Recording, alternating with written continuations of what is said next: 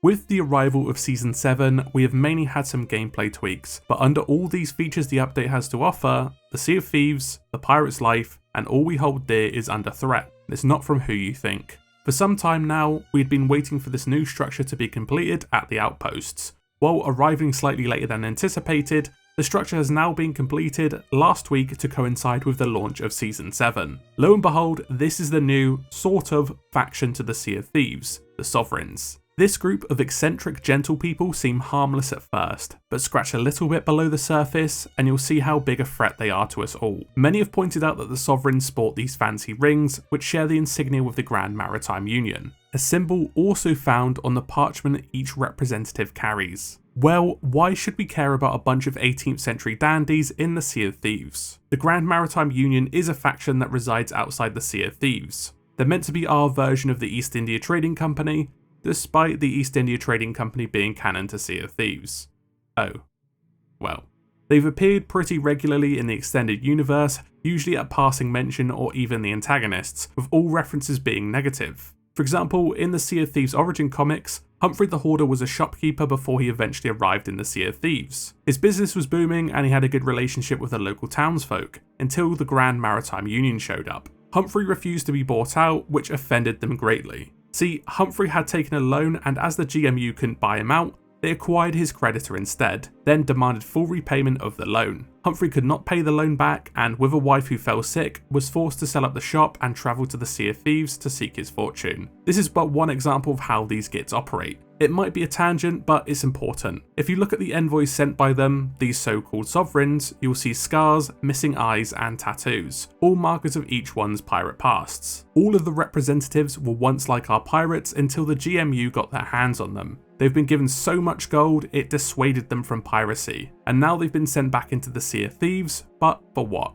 The Sovereigns offer a service to us, a free one at that. They have ties with each of the company leaders, the Gold Hoarder, Chief Trader Molly, Madame Olivia, and maybe even the Pirate Lord. It's simple. You deliver the treasure to them and they will make sure it gets to the appropriate destination, free of charge. A recent saying comes to mind here: if the product is free, then you are the product. The Sovereigns are here to study us, the objects we trade in, and the general grumblings of the Sea of Thieves. The fact they're already here in the Sea of Thieves is too late for us. Before the Sovereigns had even arrived, we had the Pirate Emporium shopkeepers show up, and they're actually bankrolled by the GMU, trading exclusively in ancient coins. These are worth so much more in the outside world, both for their rarity and their magical properties. These magical properties include the ability to part the shroud. Maybe the GMU is stockpiling these as a way to break the shroud. Their last expedition didn't go too well, with most of the fleet lost to the shroud and the remainder mopped up by pirates waiting. But if they were to be successful in breaking through, there is no one that can stand in their way. The Pirate Lord is retired and Captain Flameheart remains trapped in the Sea of the Damned,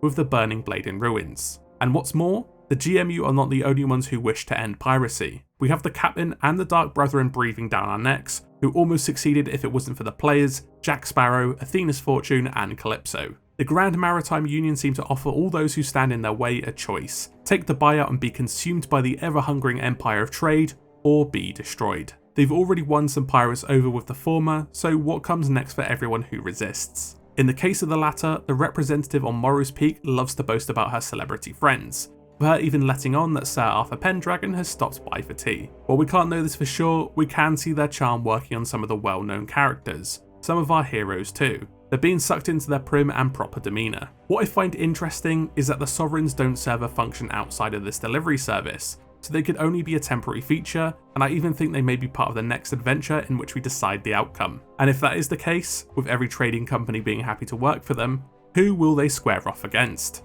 I think the answer to that question is obvious: the Reaper's Bones. The GMU refuse to break bread with them, and the reasoning depends on who you ask. Some of the Sovereigns claim the Reaper's Bones are untrustworthy, or they have a poor sense of style, or maybe even because they're too savage. One possible explanation is the GMU had a deal with the Reaper's Bones, but this was broken by them. It is unclear if this is the representative being betrayed or the organisation as a whole. As much as you all hate to hear it, the Reaper's Bones represent a group that hasn't been touched by their influence, through whatever reason. I do think this is a conflict of interest that Rare will be setting up, and it comes back to the same themes as Golden Sands. Morality does play a part, but so does the writing of each faction. Do you save Golden Sands to have the outpost back, to sell, to resupply or buy goods, but allow the trading companies to persist? Or do you shroud it for all eternity to show the trading companies that they don't own the Sea of Thieves? I put it to you this way. Do you side with the sovereigns for the convenience that they provide, having the ability to sell quickly, while at the same time you sell off a piece of your freedom? Or do you side with the Reaper's Bones, live without that security, but your freedoms aren't being encroached upon? It looks like this will be the leverage should this come to fruition.